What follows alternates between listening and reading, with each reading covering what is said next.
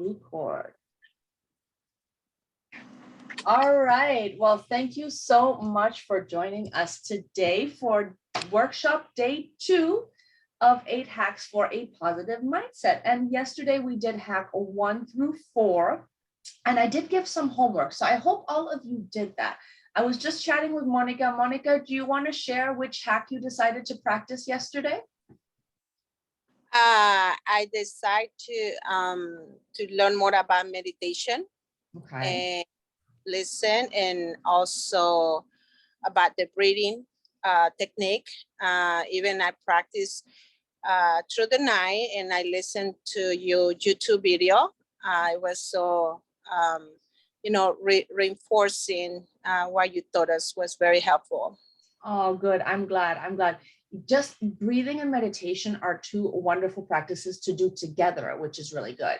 So, and you'll see today also, we're going to talk about, as you can see here, positive affirmations, morning pages, spiritual practices, and environmental influences. And a lot of these things obviously link together because, I mean, if your outside environment is happy, you're going to be a little bit happier, right? If you breathe properly, then maybe you will go into a meditative state because you will calm down.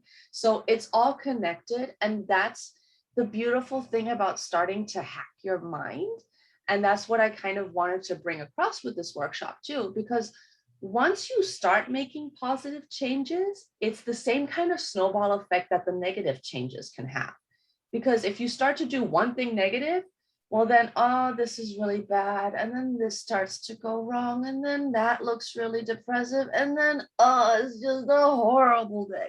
But the same way, if, hey, you know what? It's going to be a great day. It's going to be awesome. Oh my gosh, I dropped the pen. Big deal. You know, oh my, it's gray outside, but that's okay. I'll just wear a jacket. Oh, I don't have the food that I want to eat, but I have an apple. So why don't I eat an apple? You know, other things, your brain starts to look at things differently, and it compounds that positive effect the same way. Excuse me. I talk too fast. That happens. Maybe I should breathe a little bit deeper, right? Yeah. But that's okay. That's why we have water. So today we're going to do the last 4 hacks, which are, like I said, positive affirmations, morning pages, spiritual practices, and environmental influences.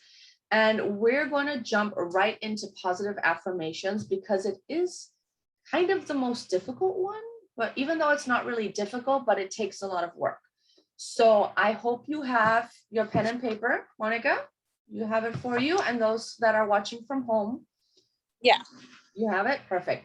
Be sure to have pen and paper because, like I said yesterday as well, the process of writing things by hand connects it to your brain in a different way. And it'll help you balance that better. And we're going to go into that a little bit more in another hack as well. But today with positive affirmations, the reason I talk about this is because they're so important in difference to positive self-talk, because positive self-talk is what we say to ourselves all day. Positive affirmations are the things we tell ourselves that we are. And it might not be going on all day inside our head, but they're things that you say like they're a truth. And saying a truth about myself, like, for example, I used to in the past, and I still do sometimes, obviously, because none of us are perfect, right? We all go through this. I used to say like, oh, I'm so tired.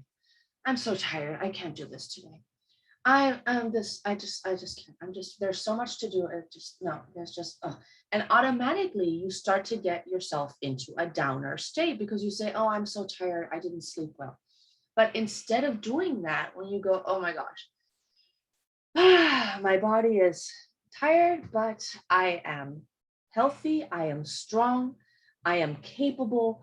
I will do this today. I will manage every task that I can. You start to change that mindset and you start to tell yourself better things like, okay, I am energy. I am healthy. I am capable. I am smart.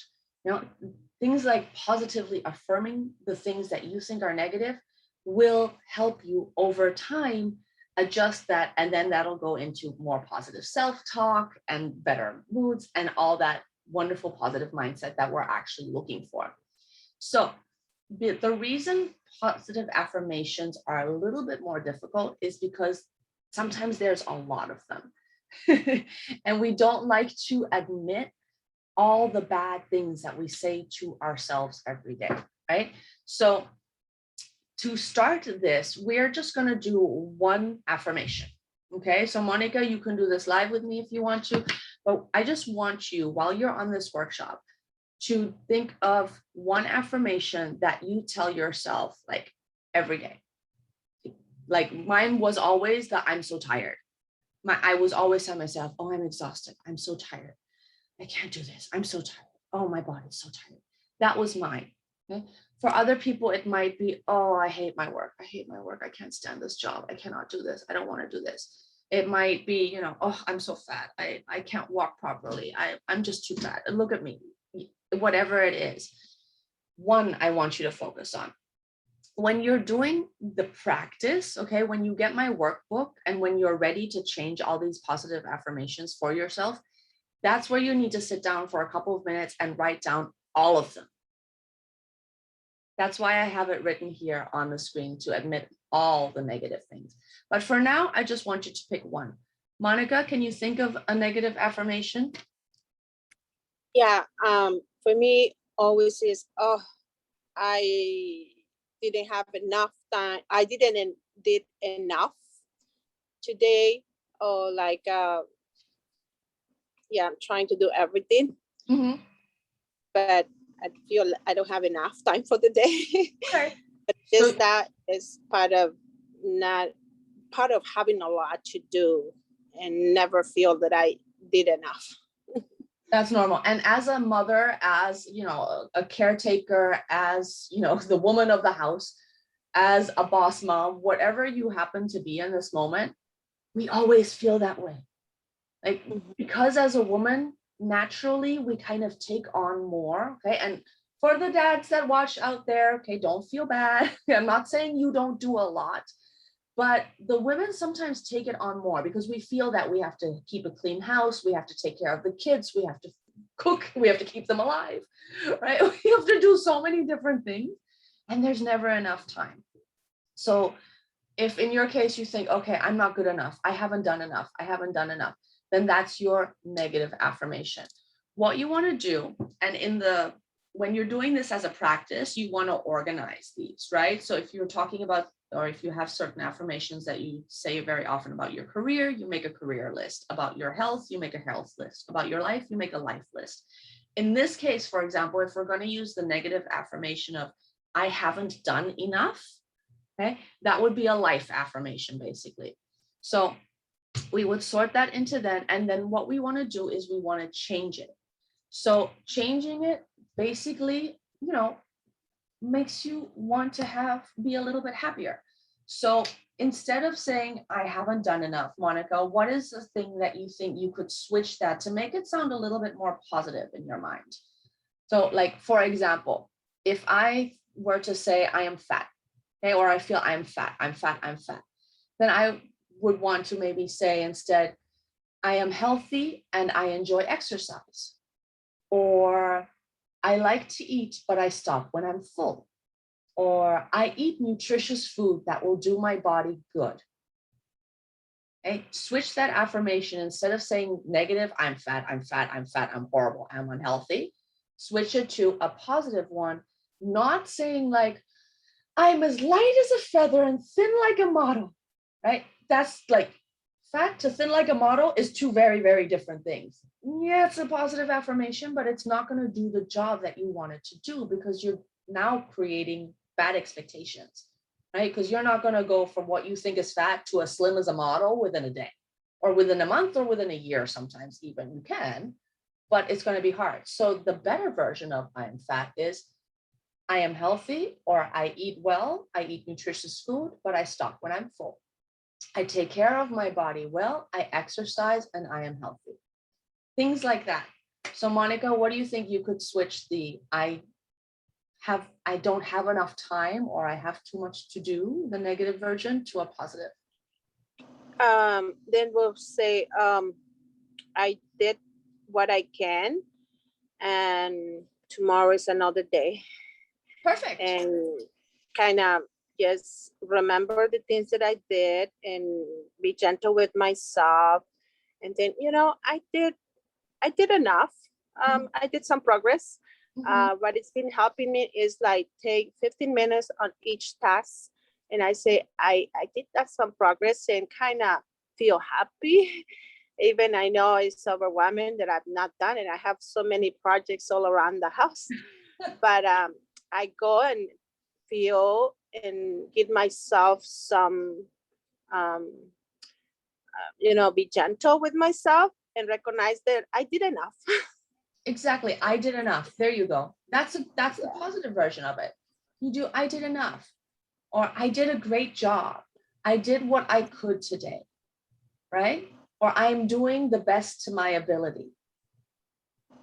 Whatever is in the positive at that moment, you don't even need to wait till the end of the day. You can even be in that moment of while you're working on a project and be going, oh my gosh, this is so much, this is so much, this is so much. But stop instead and go, no, I am doing this in a good way. I am doing a good job on my project. I am enjoying what I'm doing, because maybe, you get so overwhelmed that you get stressed. So instead of waiting till the end, try to check like we did yesterday, do mid checks in between to make sure that the things that you're saying, not only as a positive, as a bad self-talk, but also as an affirmation, telling yourself, I'm doing a good job. I'm doing the best that I can, and say it in a positive way with the I am in front, so that you can keep that, because I am, and whether you're spiritual or not, I am are two of the most powerful words in the English language, because once you start to believe I am, and the things that come afterwards, those are positive affirmations. So what you want to do with those affirmations is obviously make a new list after you've written down all your bad ones, right? And then post them in different places around the house. So Monica, for example, if you have a place where you do a lot of projects, right? And you have a kitchen project that you're doing. So in the kitchen, if you're cooking and you're cooking too much, or you have too much work, or you tend to, not cook very healthy food, maybe in the kitchen, you want to put some notes and you say, I am healthy. I am cooking really good food. This food is going to be delicious. I stop eating when I'm full, right? I eat vegetables and fruit every day. Things like that. When you're working, if you have an office space or if you work in an office, put positive affirmations regarding your career around there. I love what I do. I am growing in my area. I am going to build an empire. Whatever is the affirmation that you're looking for. In the mornings when you get up on your mirror, and I know it sounds corny, but you know what? Sometimes to change our mind, we have to do the silly things, and the things that, people can't see what you do in the bathroom, whether you believe it or not. And I love practicing positive affirmations in the bathroom, because you can look in the mirror and you can look at yourself you can look yourself in the eyes, and you can really reprogram yourself. And like I said, nobody sees you there. Well, one guy sees you there, but that doesn't matter, because he's proud of you doing what you're doing, right? Only you are. So when you're able to stand in that mirror in the morning and say, I am beautiful, I am amazing, I am strong, I will do everything that I need to do, then you can start to get those positive affirmations to get inside your brain, which will start to reinforce positive self-talk, which will start to reinforce the positive mindset. So once again, it's a snowball and compounding effect.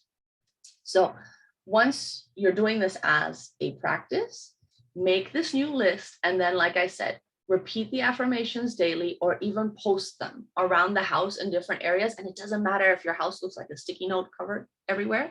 For the first week, you only need a week for it. It'll automatically start to go into your mind. Okay. So that was positive affirmations. Monica, do you have any questions before we move on? No, it's good. Makes sense, right? Yes. Super. Morning pages is super simple. Do you journal, Monica, actually, while I have you on off mute? That's something that I need to do. Okay. And I know it's very important now that I know journaling is just so powerful. Mhm. but it's just paper and pencil. And my brain is so reluctant to sit down and write because I feel like I don't have enough time to sit down and write. But I just find out more about it, and it's part of healing, Mhm. so that I should know how to do it. So I'm searching, and I would love to learn what you can share today for me so that I can practice or so I can Good. get to, write. I do typing. I'm pretty Okay. good on it.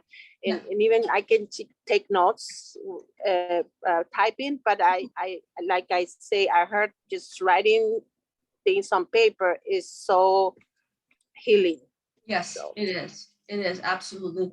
And I like the fact that you said that you don't journal or that you're not sure about it, because journaling is something that, yes, people think it takes time to do. And so I like to talk about the morning pages hack because it's kind of like a pre-journaling experience. Okay. It's different than sitting down and actually like thinking about what you want to write and what you want to share. Because morning pages, it was designed by a lady called Julia Cameron.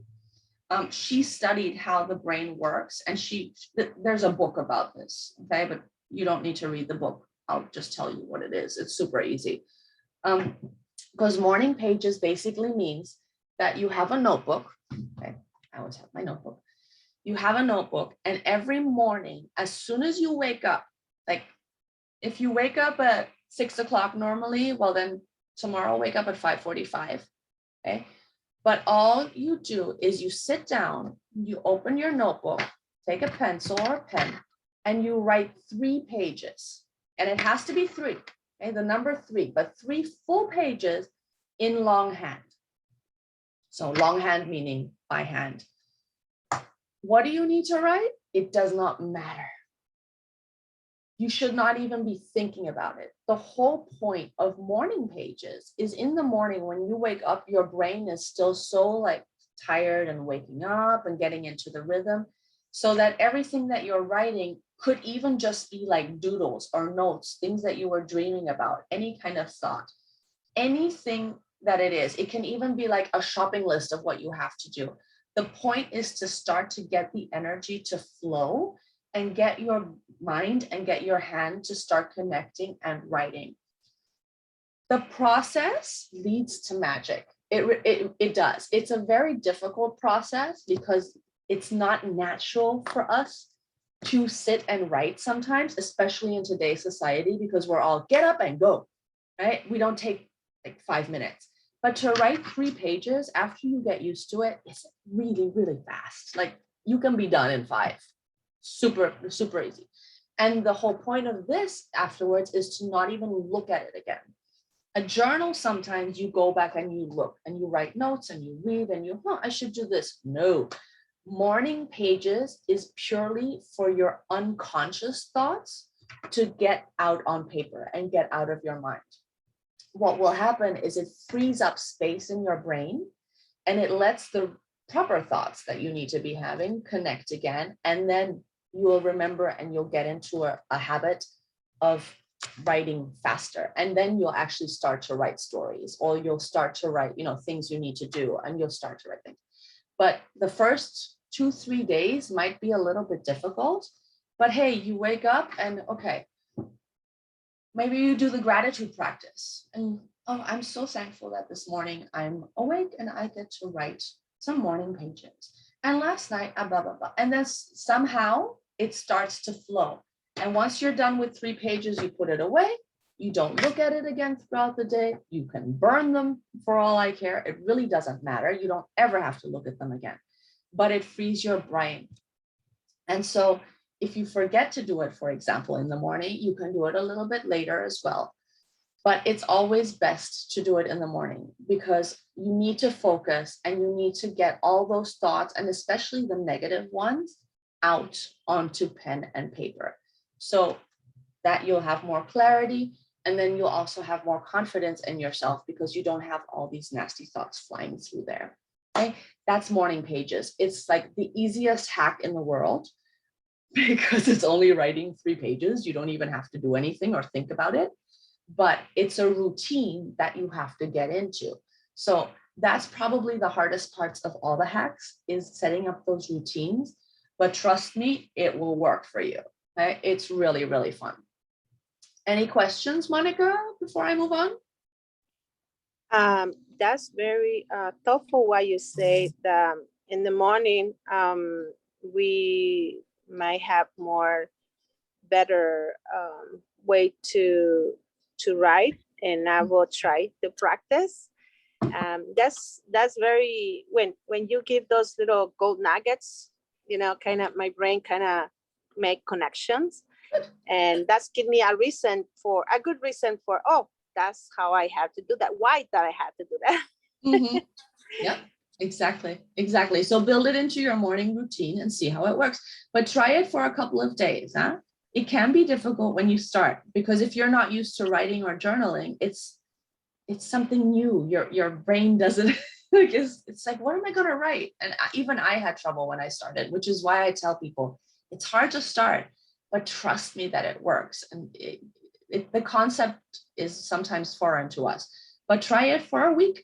And worst thing you lost is you lost a week of like sitting with a pen and paper and not doing anything. Either way, you had a good morning and you had your coffee already. So yeah, like you say, a free some space on our brain, and kind of that might helps. And I can just like do an exercise every day, or do an exercise into your routine. You start feeling the good effects of doing exercise. Or just when you drink water enough, you start feeling good. Absolutely. Or like when you're sleeping enough, then just you have good results. So I think that would be my next practice to do, my next habit to learn and practice. Good. I will check with you if you are doing them in the next week. All right, number 7 and 8. Let's get these done in the next 20 minutes. We have 10 minutes for each. Spiritual practices. Spiritual practices is one of these things that sometimes people confuse with religion. And I don't like to touch the topic of religion because I grew up with a very open religion. I do believe in God. I have a lot of faith, but I understand how religions are seen differently around the world. So I talk about spiritual practices because it's something that we can combine in various areas. And it's been shown through studies that people that either pray or do some sort of spiritual practice have better health. They have less hypertension, less stress, less depression.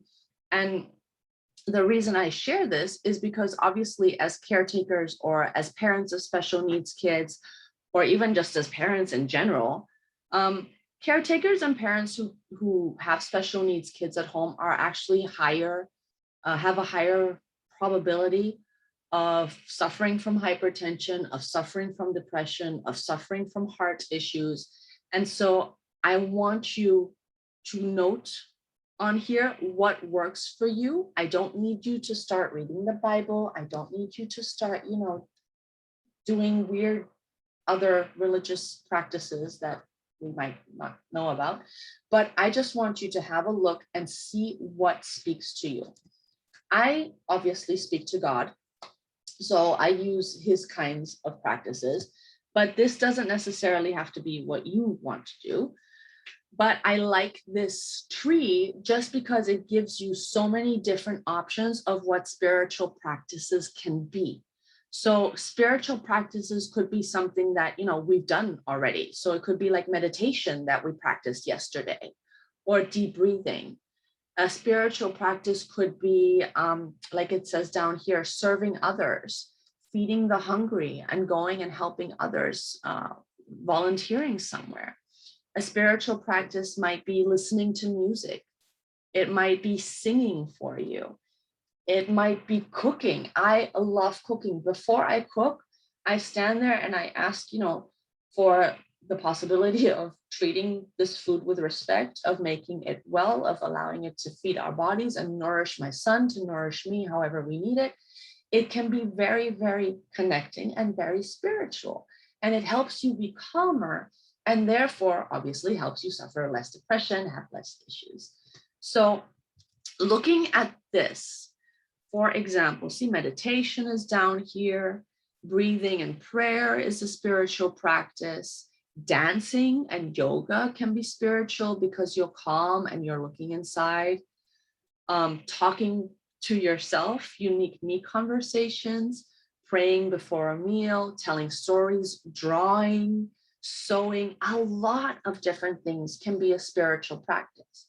So taking the time to realize what works for you and making the time a little bit to include one or two of these in your day-to-day will give you better strength overall. Monica, what do you do as a spiritual practice? Is there anything here that you've done? I will say, connecting with God, and that's my main, very, very unique connection with God. And the second one to that would be my family. I'm very committed to it. And especially, my special needs son, I feel I have a mission that God put me in earth and give me this child. Because of him, I believe I've been able to use all my gifts with him, and I developed so much patience and so much care. I feel so proud of it. I know in the beginning it was like so overwhelming. How am I going to take care of this child by myself? It was so overwhelming. But with the time, I just learned to connect God in my child, and I only know that what I can do for my child is love him and accept him the way he is. The rest, I don't have no control of his his condition. I don't have no control why this happen, or how this gonna happen, or what will be of him. But every day I should share it for who he is, and for every day is a gift for me to have him in my life. So I know this child is becoming as a gift from heaven.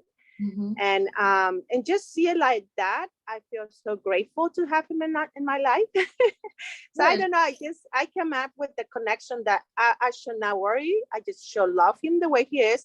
The expectations of him walking one day, talking one day, it came out to, I did everything that I had to do. Took him to therapist, to hoping that one day he will miraculously walk, miraculously talk, miraculously eat. But I did everything, but I was getting exhausted. And I just one day I said, Lord, I'm just gonna love this child the way that you give it to me, and all that he needs. Accept him the way you give it to me, and take care of him, and learn how to take care of him, because now it's another way. I consider myself very knowledgeable about his condition.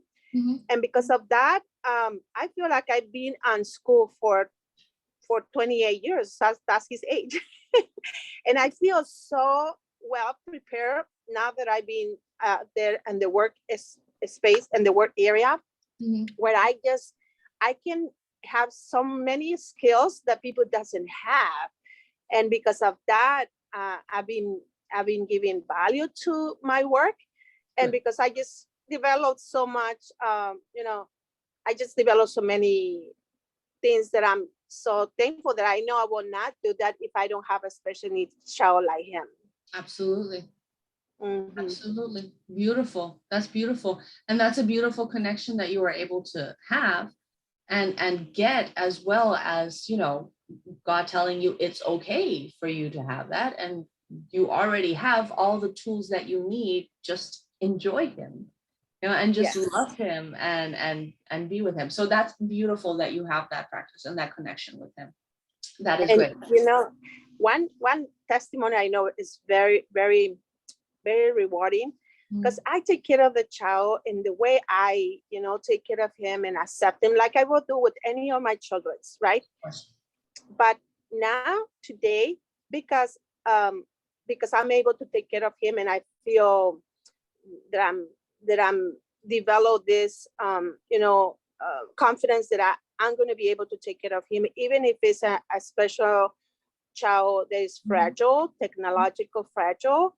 I took the responsibility to take care of him fully, And by that, now I will be financially independent, being able to take care of him. And so with that is giving me the freedom to, then find, because how do you call this? I will be financially independent. So, and that's really was something that I see that providential, because you see, you take care of the child for all his life, but later it will be someone that will help you to be financial independence for the purpose that God has in life, from, and the changes that has to happen. So I'm just so grateful for that, that I never give up on my child. Even, when many times in the hospital, they ask me, do you want to take your child home? And I said, of course, he's my child. But of course, there's parents that just decide not to because they seem very overwhelming, but they just don't know there is a blessing. This child has a blessing, and it has something for you to learn. God gave it to you for a purpose. Absolutely. And I believe that children are inherent from the Lord and a gift from God. So regardless of, they give you, some of my healthy kids, I said they're giving me more hard time than my special needs son. So, but and then they are in my life to teach me something, right? Of course. Uh-huh.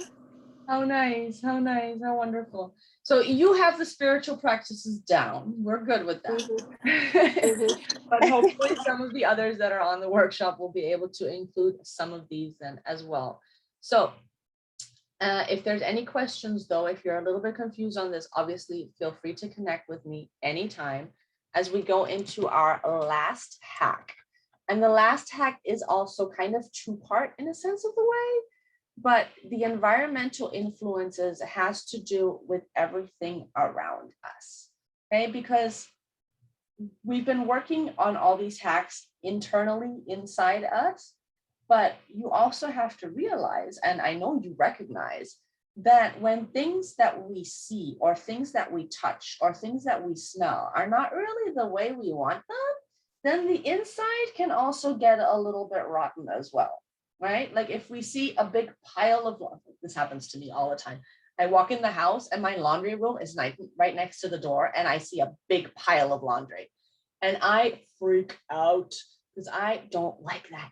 And that's a very, very triggering environmental influence for me. But those are the kind of things that can really make you inside feel like, I'm not good enough because I didn't do all the laundry today. And then it's like, why?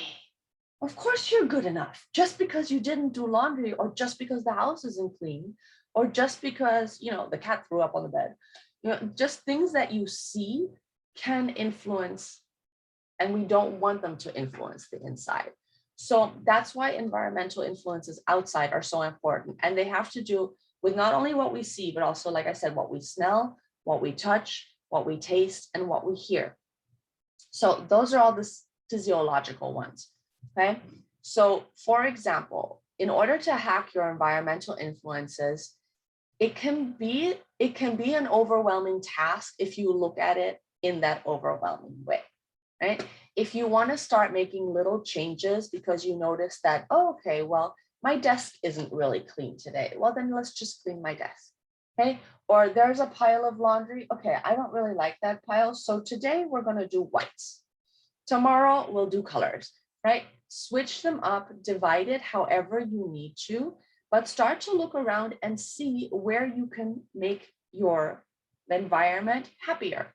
So if you like, for example, I like soft things, and I have I don't know if you can see, I have a really hard like gaming chair. It's really good for the back, like it's really awesome, but I feel like I'm sitting on hard stuff. So I'll share a little secret now. Don't tell anybody, but I sit on a fuzzy blanket with a funny pillow behind me, okay, so that I'm nice and calm and nice and squishy, and I can be really, really comfy, and nobody needs to know. But I feel happy. Well, now you know, but I feel happy and I feel more positive, and that automatically changes my mindset. Okay. I love good smells. So I always burn before I work. I burn some Palo Santo, okay? Or I have essential oils that I have around the house because I love having those kind of, I like smelling good things. So things like that, hearing good music, I don't like it when it's too quiet. It can be quiet or I need music. So I either make it really, really quiet, or if there's news on, if my husband is listening to news, I leave the room and I go to my bedroom and I turn on spiritual music to listen to. So surround yourself with the things that you know will make you happy and make it in little changes, little switches. Okay, those are the physiological influences.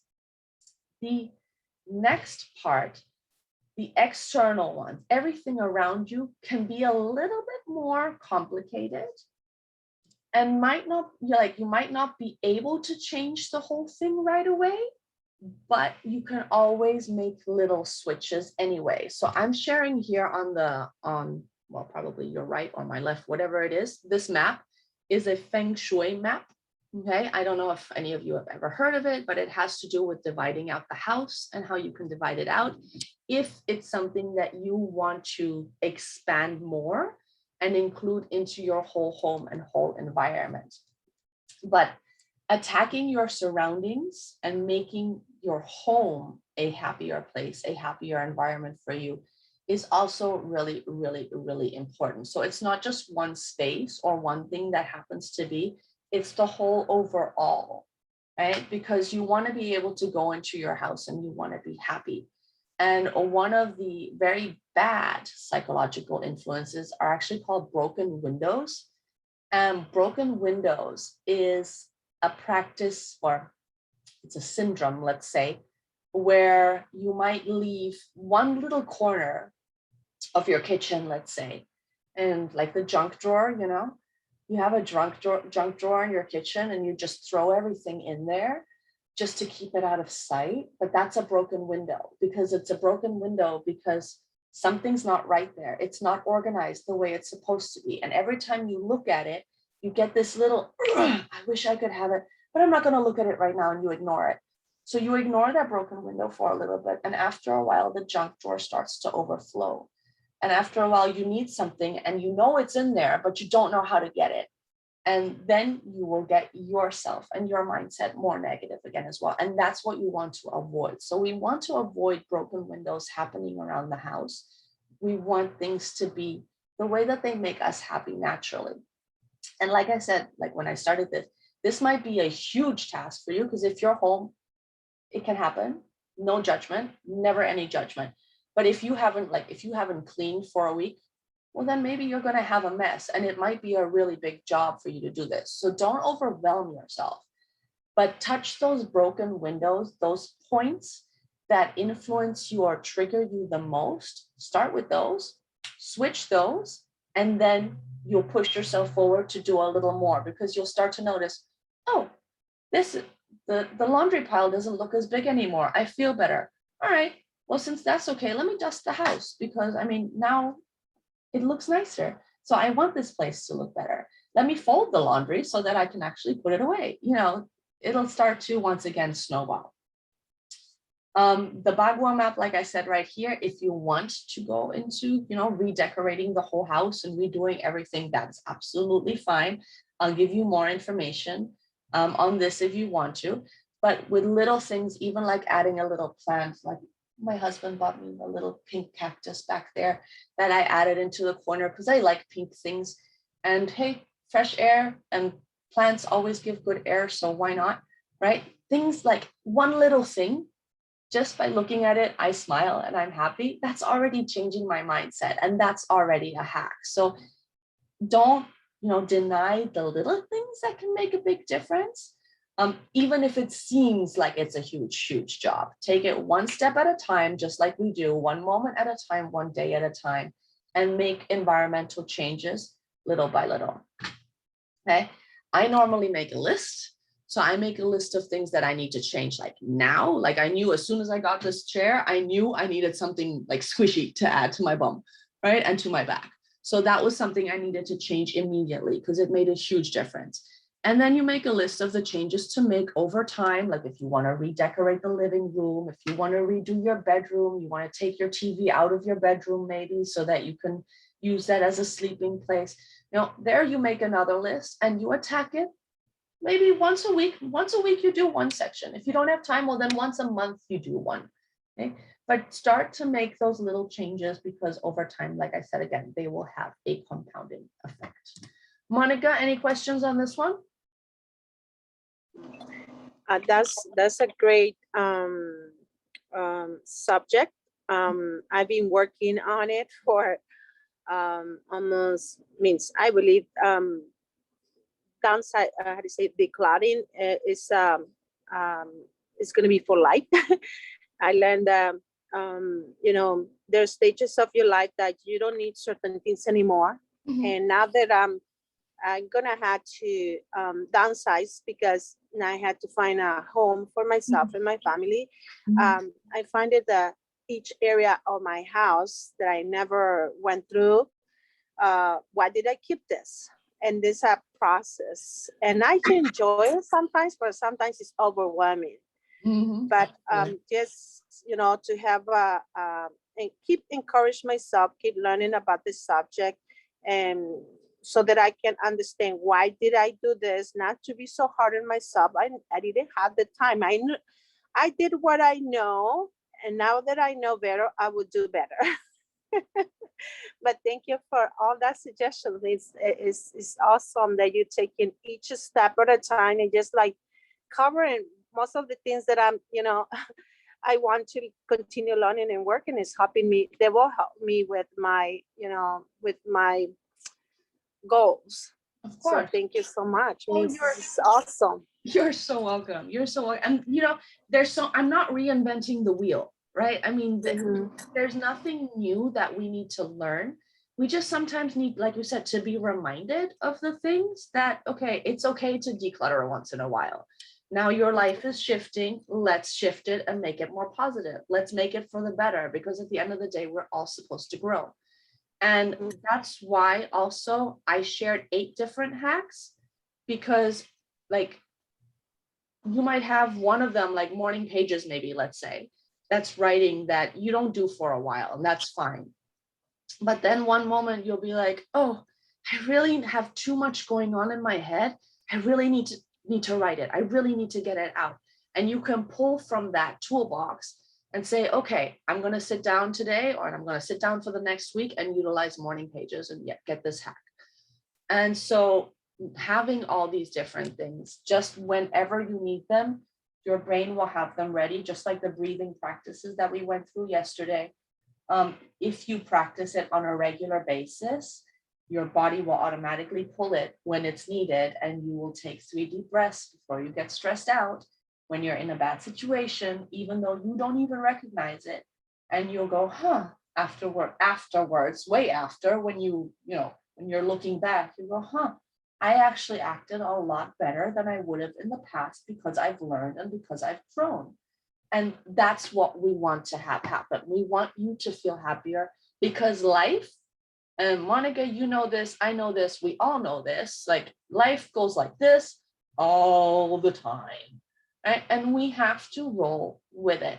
But if we can control this thing that makes it look either like this, like crazy, or it can just make it be a little bit, okay, well, we're going through a dip right now, and then we're going to go back up again at one point, either way, instead of just going completely nuts and losing it, right? That's the last thing we want to do. That's not positive for us.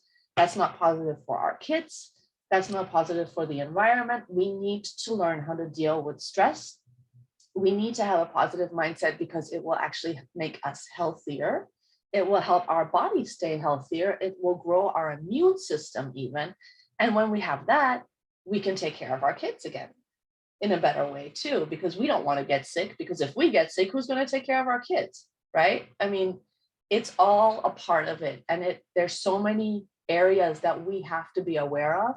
But if you just add in a little bit, once a month, this month, I'm going to start drinking more water. This month, I'm going to start focusing on my breathing. Whatever works for you, whatever the moment of life that you're in right now is. Take it, roll with it, enjoy it, make it work for you, and then the future will always get brighter. That's the whole point of this. So I am done with our 8 hacks. We are on perfect timing. I love it. Oh, sorry, I'm so German. I need things to be on time. That's the German part in me. Do you have any more questions for me, Monica, before I turn off this recording for our friends? Anything else that you would like to? No, I'm just grateful that I signed up for you seminar or workshop. Very helpful, all the tips and knowledge that you share. So very thank you for that. Thank you. Thank you for joining, and thank you all that were online and that are watching the replays.